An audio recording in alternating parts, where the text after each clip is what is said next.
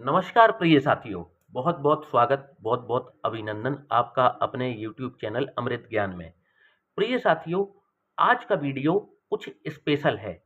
Special in the sense, वैसे तो हमने वैदिक ज्योतिष के जो फलित सूत्र हैं उनके बारे में कई बार चर्चा की है, परंतु आज जो बात हम करने जा रहे हैं वो कुछ खास है, क्योंकि ये समस्या व्यक्ति के जीवन में कई बार उसको बहुत ज़्यादा परेशान करती है।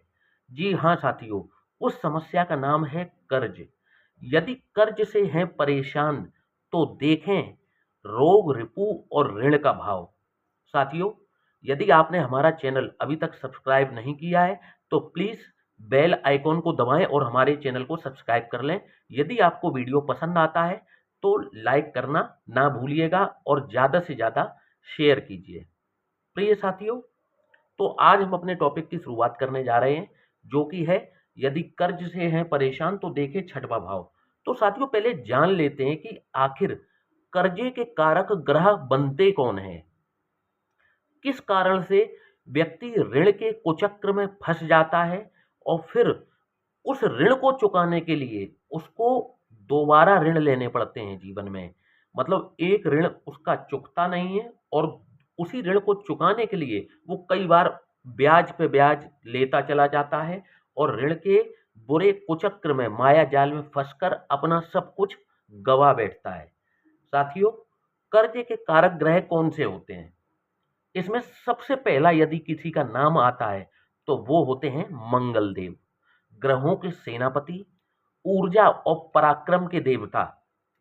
अदम्य साहस यदि आपको देखना है तो मंगल की स्थिति को देख करके बता सकते हैं कि व्यक्ति के अंदर कितना साहस है या फिर व्यक्ति कितना पराक्रमी है। साथियों, जब भी मंगल ग्रह जन्म पत्रिका के अंदर कमजोर स्थितियों में बैठते हैं तो ये व्यक्ति को कर्जे में डालने का कार्य करते हैं। यदि आपकी लग्न पत्रिका इस प्रकार की है जहां पर मंगल जो है वो मारक ग्रह बनते हैं या मारक भूमिका में होते हैं, इस पर मैं पहले भी चर्चा कर चुका हूं। आज उतना डीप में पीछे के एपिसोड्स में नहीं जाते हैं। तो जब भी मंगल जो हैं वो अकारक ग्रह होते हैं कुंडली में या मारक भूमिका में होते हैं और इन अंश बलों के साथ बैठे हों, 0 अंश, 28 अंश, 29 अंश, आप देखेंगे कि ऐसे व्यक्ति के अंदर साहस की कमी देखी जाती है और व्यक्ति गलत डिसीजंस लेता है और इन्हीं गलत डिसीजंस लेने के चक्कर में कई बार वो जो है वो अपने ऊपर कर्जे का भार भी चढ़ा लेता है। कुछ विशेष स्थितियां मैं आपको बता देता हूं कि जहां पर मंगल जो है वो विशेषकर आपको कर्जे में डालने का कार्य करते हैं। और ये भी बात करूंगा कि किन लोगों को कर्ज बिल्कुल भी लेना नहीं चाहिए। यदि आपने अभी तक जीवन में कर्ज नहीं लिया है और आपके मंगल की स्थिति अगर यही है जो मैं बताने जा रहा हूं, तो आप डबल बार सोचिएगा कर्ज लेने से पहले, बल्कि मैं कहूंगा 10 बार सोचिएगा कर्ज लेने से पहले। तो साथियों, अब देख लेते हैं कि मंगल की भी कौन सी स्थितियां हैं। तो साथियों, मंगल जब भी द्वादश भाव में विराजमान हो या व्यय भाव में विराजमान होते हैं और कुंडली में अकारक हैं। अब अकारक कहाँ होंगे? जैसे शनि की जो जन्म पत्रिका होती हैं, शनि देव की लग्न की जो जन्म पत्रिका होती हैं, जैसे 10 नंबर, 11 नंबर, ठीक है? यानी कि मकर लग्न, कुंभ लग्न, मिथुन लग्न, कन्या लग्न, यानी कि बुध की लग्न, मिथुन लग्न, कन्या लग्न, और कई मायनों में शुक्र की लग्न में भी मंगल अकारक हो जाते हैं, क्योंकि यहाँ पर सप्तमेश होते हैं और सप्तमेश जो होते हैं ये मारक के स्वामी होते हैं। जैसे आपकी वृषभ लग्न है, वृषभ लग्न 2 नंबर से शुरू होगी तो सप्तम भाव में कौन सी राशि पड़ेगी? 8 नंबर की। और व्यय भाव में कौन से नंबर की राशि पड़ेगी? 1 नंबर की। तो मंगल इसमें मारक ग्रह बनते हैं। और मारक ग्रह, तो इस प्रकार से मैं आपको उदाहरण दे रहा हूं कि वृषभ लग्न, तुला लग्न, कन्या लग्न, मिथुन लग्न, मकर लग्न और आपकी कुंभ लग्न, ये 6 लग्न हैं। और मंगल की स्थिति अगर ये बन रही है जो मैं अभी आपको बता रहा हूं, तो आपको कर्ज लेने से पहले 10 बार सोच लेना चाहिए। मंगल अगर आपके व्यय भाव में विराजमान हो, मंगल आपके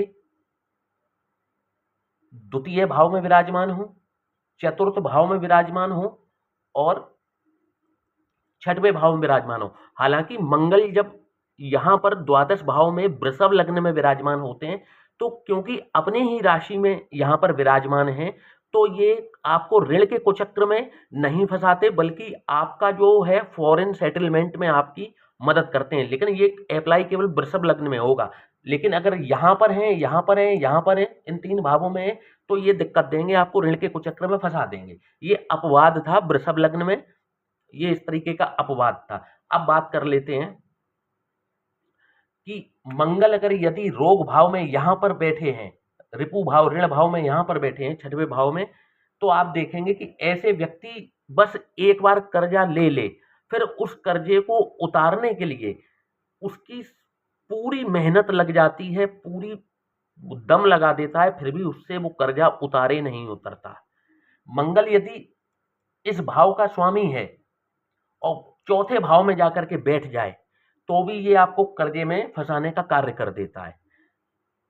मंगल द्वितीय भाव में है और तब जो है आपको कर्जे में डालने का कार्य कर देता है। तो ये 4 भाव हो गए, द्वादश भाव, धन भाव, चतुर्थ भाव और छठवें भाव में जब भी यहाँ पर मंगल विराजमान हो, तो आप देखेंगे कि ऐसे व्यक्ति को ऋण के कुचक्र में फंसता देखा हुआ जाता है। इसके बाद में एक मैं आपको विशेष भाव बताता हूं कि यदि वहां से भी मंगल का संबंध बन रहा हो और मंगल यदि अकारक हैं, तो ये भी आपको ऋण में फंसाने का कार्य करेंगे। वो होता है छठवें से छठवा, यानी कि लाभ का भाव। अब आप कहेंगे कि ये कौन सी बात हुई कि लाभ भाव में जो है वो आपको कर्जे में डाल देगा। साथियों, ये आपका मैनिफेस्टेशन हाउस भी है, ये इच्छाओं का भी भाव है। इसीलिए जब भी मंगल यहाँ पर विराजमान होंगे अकारक हो करके, तो यहाँ पर भी आपकी इच्छाएं ही आपको कर्ज के दलदल में डाल देंगी। बस शर्त क्या है कि मंगल इन भावों में विराजमान हो या फिर यहां से इस भाव में विराजमान हो। यहां मैं लिख और देता हूं, मंगल यहां पर जब भी विराजमान होंगे तो आपको कर्जे में डालने का कार्य कर देते हैं। अब मंगल के अंश बल को देख लीजिए, 0 अंश, 28 अंश, 29 अंश है, तो मंगल आपके कमजोर हैं, ये आपको ज्यादा फंसाएंगे। ये बहुत गलत भ्रांति है कि 0 डिग्री का प्लेनेट है तो वो असर देने में नाकाम है। जी नहीं, आपका 0 डिग्री का प्लेनेट है, वो आपको उल्टा मार करेगा आपके ऊपर, ये उल्टी मार करता है। ठीक है, ये इसका अंश बल कुछ भी खत्म नहीं हुआ, ये अब आपको विपरीत परिस्थितियों में और ला करके फंसा देगा। इसके बाद में साथियों बात कर लेते हैं राहु ग्रह की। राहु ग्रह का भी ऋण से बहुत बड़ा नाता है। जिस किसी की कुंडली में राहु छठवें भाव को देखता हो, किसी भी भाव में बैठा हो और छठवें भाव को देखता हो और अकारक लग्न हो। अकारक लग्न कौन सी होती है राहु के लिए, मैं पिछले वीडियोस में बता चुका हूं आपको। कर्क लग्न, आपकी सिंह लग्न, इसके बाद में आपकी मेष लग्न, वृश्चिक लग्न, धनु लग्न और मीन लग्न। इन लग्नों में राहु अकारक होते हैं और अकारक होकर के जब भी ये रोग, रिपु और ऋण के भाव को देखेंगे तो आपको कर्जे के दलदल में डालने का कार्य कर देते हैं। और यदि इनकी महादशा लग गई तो ये बात आप मान करके चलिए, तय मान करके चलिए कि ये आपको ढकेलेंगे ही ढकेलेंगे। बस इतनी सी आपकी मेरे जो पॉइंट्स हैं ये ध्यान में रखिए कि राहु अकारक लग्न में हो, जैसे कर्क लग्न, सिंह लग्न, धनु लग्न, मीन लग्न, मेष लग्न और वृश्चिक लग्न, इन 6 लग्नों में ये अकारक हो जाते, बहुत अच्छे रिजल्ट्स करते हुए नहीं देखे जाते। राहु की महादशा और चल जाए तो सोने पे सुहागा हो गया इनका।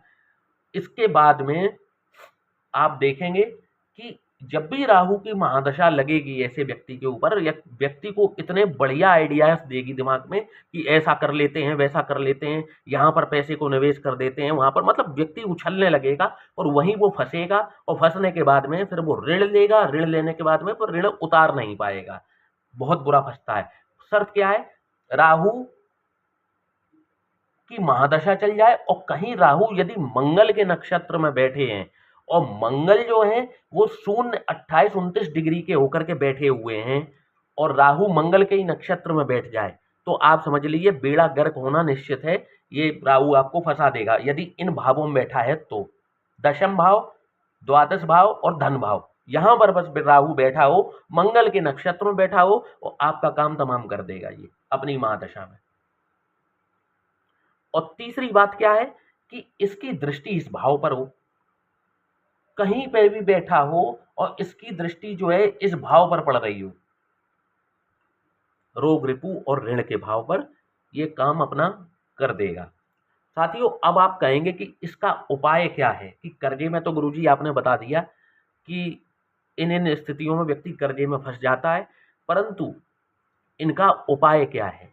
तो साथियों, आपको मैं 2 रामबाण उपाय बता देता हूं जिससे आप अपने मंगल को काफी हद तक संतुलित कर सकते हैं, बैलेंस कर सकते हैं। तो उसका पहला उपाय क्या है?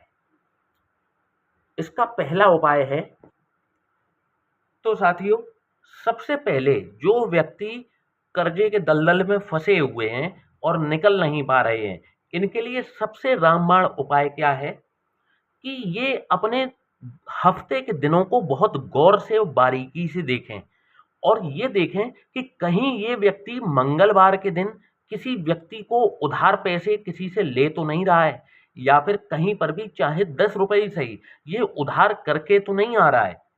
कहने का मतलब है जो व्यक्ति कर्जे के दलदल में फंसा हुआ है, ऐसे व्यक्ति को मंगलवार के दिन किसी से भी उधार चीज नहीं लेनी है, ना तो कोई सामान उधार लेना है, ना ही कोई कर्जा लेना है। ये बात इनको विशेषकर हमेशा ध्यान रखनी चाहिए और ये हर किसी को ध्यान रखना चाहिए कि मंगल जो है वो मंगल से ही कर्ज आता है। यदि मंगल कमजोर है तो व्यक्ति के ऊपर कर्जा अवश्य चढ़ता है और मंगल को आपको कभी भी कर्ज लेना नहीं चाहिए। सबसे पहला काम तो ये हो गया। और यदि ये ऋण के कुचक्र में फंसे हैं तो मंगलवार के दिन ये अपना जो है वो ऋण को चुकाने की कोशिश करें। जैसे कि आप किसी से ऋण लेकर के आए, कभी अपने पिछले दिनों में कभी भी आपने कर्जा ले रखा हो 6 महीने पहले, साल भर पहले, और अब आप दिल से चाहते हैं कि ये कर्जा अब आपके ऊपर से उतरे, तो आप उस व्यक्ति को के पैसे को आप जिस प्रकार से भी वापस कर रहे हो, मंगलवार को वापस करें। चाहे आप 1000 रुपए वापस करें, चाहे आप 10,000 वापस करें, आप ये कार्यक्रम शुरू करें मंगलवार से। और जब भी किसी का पैसा चुकाना हो, मंगलवार के दिन चुकाएं आप पैसा। ऋण को मंगलवार के दिन चुकाना शुरू करें और कभी भी ऋण लें ना मंगलवार को। ये सबसे बढ़िया उपाय रहता है कर्जे को चुकाने का। जब आप मंगलवार को कर्जा चुकाने लगते हैं, आपका कर्जा धीरे धीरे उतरना शुरू हो जाता है। और दूसरा क्या है, आपको मंगल ग्रह मजबूत करने के लिए या मंगल आपका संतुलित हो जाए, आपको हनुमान चालीसा का प्रतिदिन नियम से आपको पाठ करना चाहिए। ये प्रतिदिन नियम से करना चाहिए। और रात्रि 8 बजे के बाद आपको हनुमान चालीसा का पाठ करना चाहिए, या फिर यदि संभव हो तो आप सुंदरकांड का भी पाठ कर सकते हैं। और ये सुंदरकांड का पाठ जो आपको करना है, ये आपको किसी हनुमान जी के मंदिर में जाकर के उनके समक्ष बैठ करके आप जो है ये आप हफ्ते में 1 दिन भी कर सकते हैं, हर मंगलवार को। ये कार्य जो है सुंदरकांड का पाठ करना है, ये आप हर मंगलवार को रात्रि 8 बजे के बाद किसी भी हनुमान मंदिर में बैठ करके आप सुंदरकांड का पाठ करना शुरू करें और उनके सामने अपनी ये अर्जी लगाएं कि हे परमपिता, कर्जे में फंस गया हूं, इस दलदल से बाहर निकालिए। इस तरीके का आप पाठ सुंदरकांड का पाठ आप कर सकते हैं। आपको निश्चित तौर पर बहुत लाभ मिलेगा। ये 2 महा उपाय हैं। यदि आप भी अपनी कुंडली का विश्लेषण कराना चाहते हैं तो नीचे दिए हुए व्हाट्सएप नंबर पर आप हमसे संपर्क कर सकते हैं। तो साथियों, आशा करता हूं कि आपको आज का ये वीडियो पसंद आया होगा। तो चैनल को सब्सक्राइब और वीडियो को लाइक करना ना भूलिएगा और वीडियो को ज़्यादा से ज़्यादा शेयर कीजिए ताकि और लोगों के भी काम आ सके। इसी के साथ अब आपसे इजाज़त चाहता हूँ। जय श्री राम।